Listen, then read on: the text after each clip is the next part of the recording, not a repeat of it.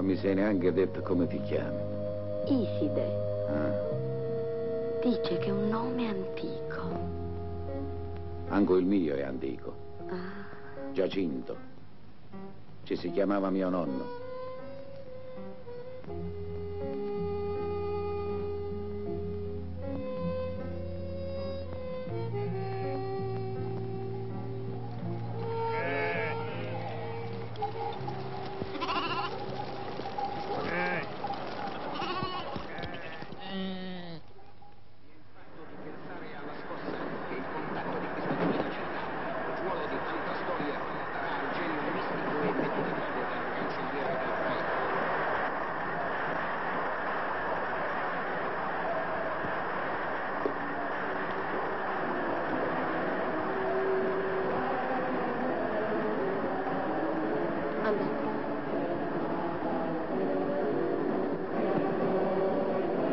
Andatevene per favore. Vi ho detto per favore. Ve ne dovete andare. Prima quando mi avete abbracciata ce l'avevo più con me che con voi. Perché?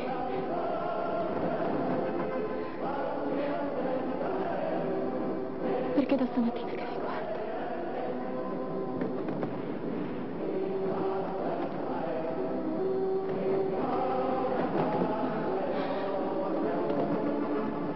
te ne devi andare, hai capito? Io non so neppure. Mai mi devi credere. È la prima volta. La prima. Dimmi tu, Gabriele. Ti prego, dimmi. L'importante. Gabriele.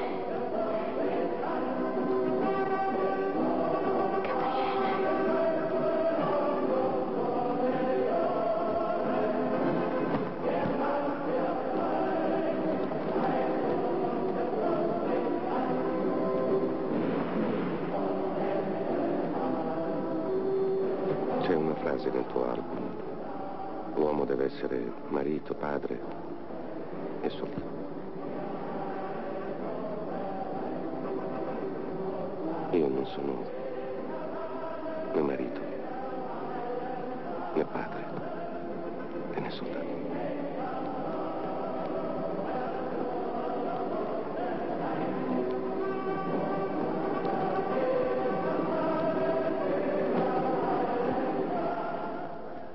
Quello che lei chiama il fascismo quotidiano è presente in tutti, forse anche in noi. Lo que usted llama el fascismo cotidiano se halla presente en todos, incluso en nosotros. En nuestra jornada, seguramente, tenemos un minuto de fascismo. Hice la película precisamente por esto. No me interesaba analizar lo que era el fascismo. El fascismo ya había pasado, había sido vencido. El poder político del fascismo había dejado de existir, pero existía la mentalidad fascista. Creo que la mentalidad fascista forma parte, por desgracia, del hombre. Entonces, al representar una situación tal y como era durante el fascismo, me parecía más fuerte su impacto en el público que posiblemente al reconocerse en ciertas actitudes hacia la mujer y hacia los homosexuales. Podría llegar a pensar, también yo soy un poco fascista. Ese era mi objetivo. Yo no creo que el cine pueda revolucionar la realidad, pero lo que sí creo que es posible es que provoque alguna pequeña reflexión en el público, alguna pequeña preocupación.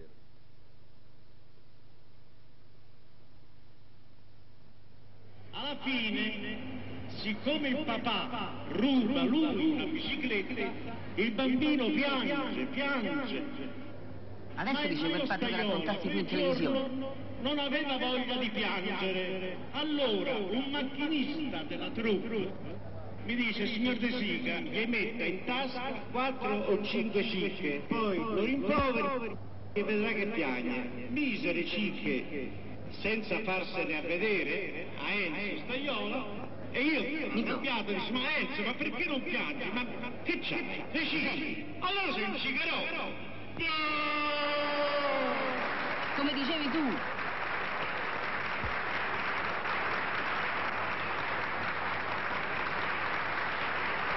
Hai sentito? C'avevi ragione te. Pure la camicia gli dovevi levare alla televisione. Quarto premio per la lettera Le bugie dei libri di lettura al bambino Andrea Marchi. Voglia parlare adesso, no? Voglia parlare adesso. Ma io non lo conosco, che gli dico? E gli parli. No. E perché no? E che faccio? Mi alzo, vado là e gli dico: permette, Palumbo, io le ho spedito saggi, manoscritti, soggetti, come 100.000 altri Palumbo, no. Dovrei parlargli di altre cose. Tante illusioni, speranze, delusioni. Credevamo di cambiare il mondo. Quando uscì Ladri di biciclette fu... El ladrón de bicicletas fue prácticamente prohibida. La democracia cristiana dijo que los trapos sucios se tenían que lavar en casa porque ladrón de bicicletas no honraba a Italia, era más bien un deshonor para ella. No faceva onore all'Italia, era anzi un disonore per l'Italia. Y por lo tanto la película halló salida primero en Francia y después en Italia. Naturalmente esa forma tosca y directa de censura actualmente no existe, no estaría permitida. Todo el mundo del cine se pondría en huelga, sería solidario. Tutto il mondo del cinema entrerebbe in sciopero, sarebbe solidale. Pero existen otras formas de las que ya hemos hablado. Existen formas de represión, de censura. Por ejemplo, el hecho de que el cine italiano tenga una relación tan difícil con los jóvenes autores, por lo que un joven realizador tiene graves dificultades a la hora de comenzar, es una forma de censura, como la de hace 40 años. Falta la voluntad política de ayudar, de preocuparse de la cultura en general y especialmente del cine, porque el cine ha sido, sigo refiriéndome a Italia, un cine muy incómodo. No ha habido nunca, por ejemplo, en estos 40 años, un cine de derechas. Nunca ha habido un cine de apoyo a las fuerzas gubernamentales. Ha habido siempre un cine de crítica, un cine bastante de izquierdas, casi todo en su totalidad.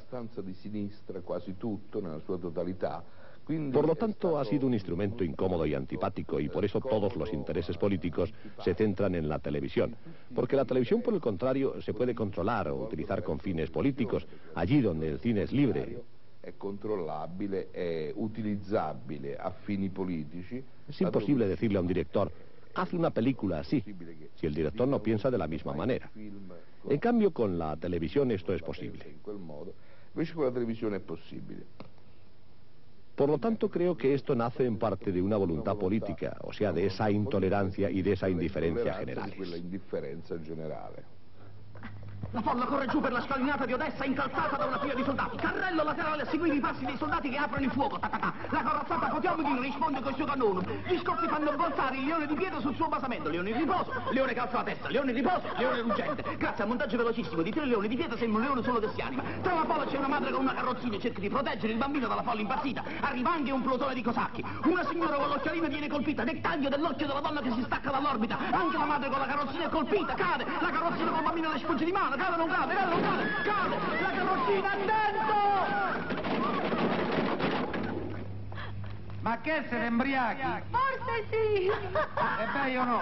Ma cos'hai? Non ti capisco! Lo vedo che non mi capisci! Sta a fare scema con quel buffone! Buffone? Non si parlava di cinema. Dal momento che la signorina vuole intraprendere la carriera dell'attrice... Non so io che carriera vuoi intraprendere quella. A poco intenditor, buone parole.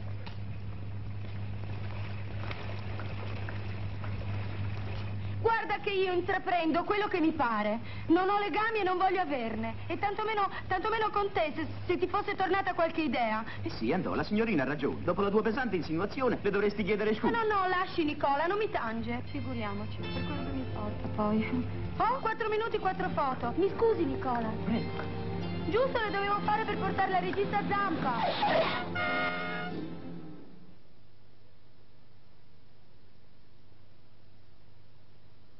Autori chiusi in una torre. Siempre han existido autores recluidos en una torre, autores que se miran en un espejo y autores que, por el contrario, han preferido asomarse a la ventana en lugar del espejo, tener una ventana para ver lo que hay fuera. También están los de en medio, que tienen la ventana con cristales de espejo y fingen asomarse al exterior cuando únicamente los refleja a ellos mismos. Este es uno de los defectos de los intelectuales que he tratado sobre todo en otra película. La terraza, donde precisamente el intelectual está mucho más preocupado de sí mismo que de la colectividad.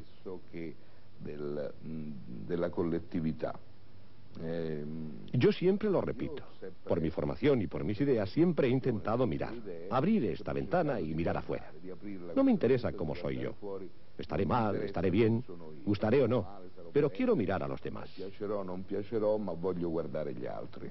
Scelga un argomento, un problema tra il 48 e il 70, un argomento che l'ha maggiormente interessato. Un argomento che si era venuto a creare, una situazione che si era venuta a creare con i moti operai che erano nati con le riforme. Beh, in Europa. Dove abbiamo in questo periodo il movimento operaio più vistoso?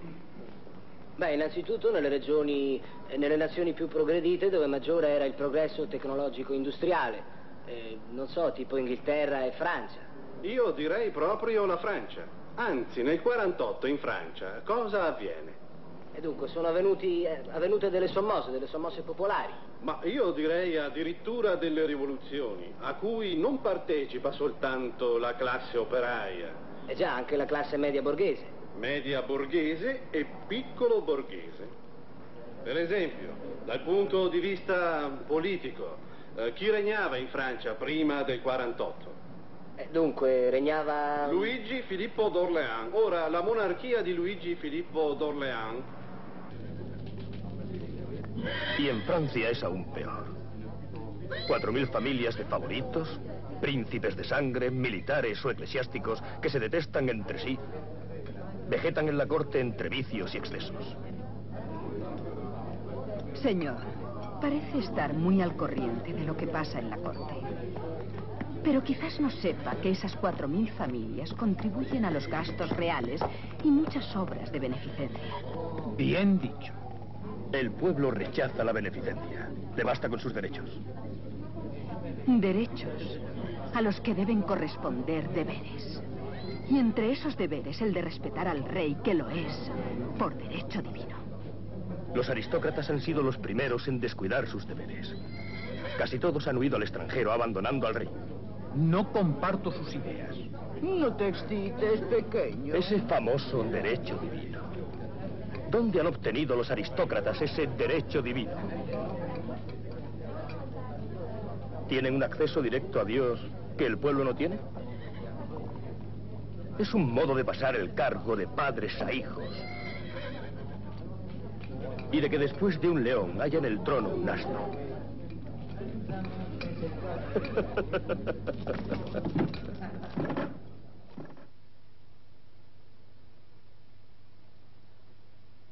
Yes, help. That's right. Help. Obviously, there's some reason for this damn visit.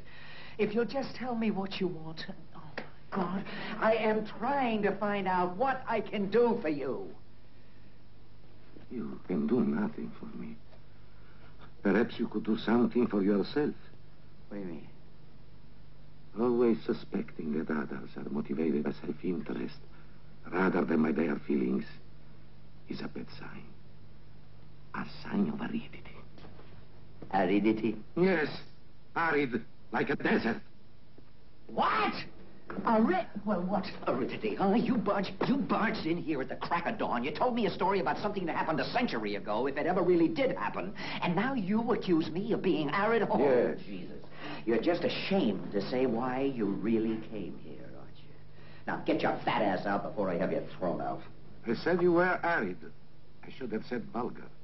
There is something I'm ashamed of, you are right, of having thought of you all these years as a good man. Well, my dear sir, you won't see me again. You can count on that.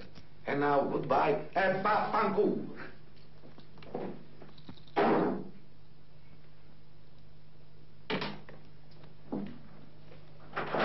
Wait a minute. What was that you said, huh? The last word? I don't remember. Yes, you do. It was just a formality. I speak your language. You said Vaffankula. Maybe. Well, Vaffankula to you. Pensiamo a un bambino che comincia... Pensemos en un niño que empieza a asomarse a la vida cultural y todo aquello que le rodea pertenece bastante menos a Italia o a España de lo que pertenece a América. La imagen es americana. El vestir es americano, los deseos son americanos, y es una cultura que va a tender a modificar a las culturas europeas, autónomas e independientes. Europee, le culture autonome, le culture indipendenti. Ecco, questa sorta di genocidio c'è, non si può... Esta especie de genocidio existe, no se puede negar que exista. En mis películas he reflejado con frecuencia esta preocupación, y en esta película, cuando comparo la utopía de un personaje con el realismo del americano, con su mayor poder y eficacia, lo que quiero decir es que cada cultura no podría prescindir de la otra cultura.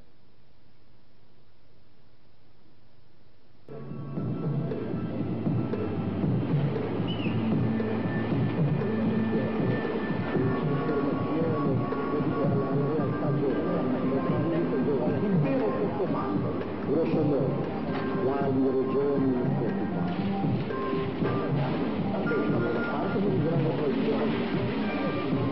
secondario, chiamato anche sistema di assi autoritari. Quindi lo scopo minore sarà non esiste niente che vuole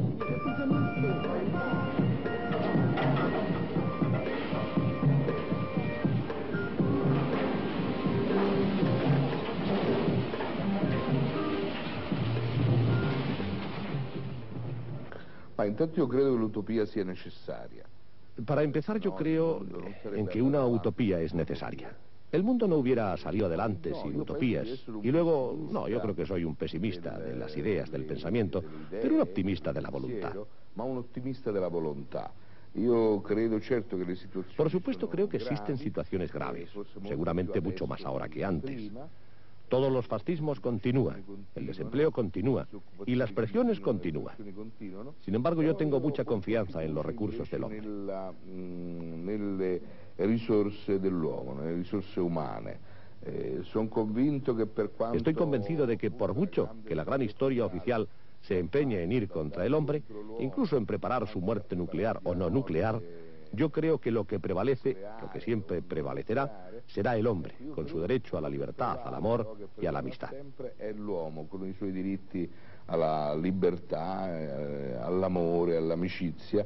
Ecco, questo credo che resti sempre. Creo que esto quedará siempre, como siempre ha sido. Si pensamos en todas las calamidades que han perseguido al hombre, y el hombre por dentro no se ha transformado. Ecco, l'uomo però dentro di sé non si è Ha seguido siendo el mismo, con las mismas exigencias y con los mismos sentimientos. Esto a mí me parece importante, y de aquí el optimismo que poseo.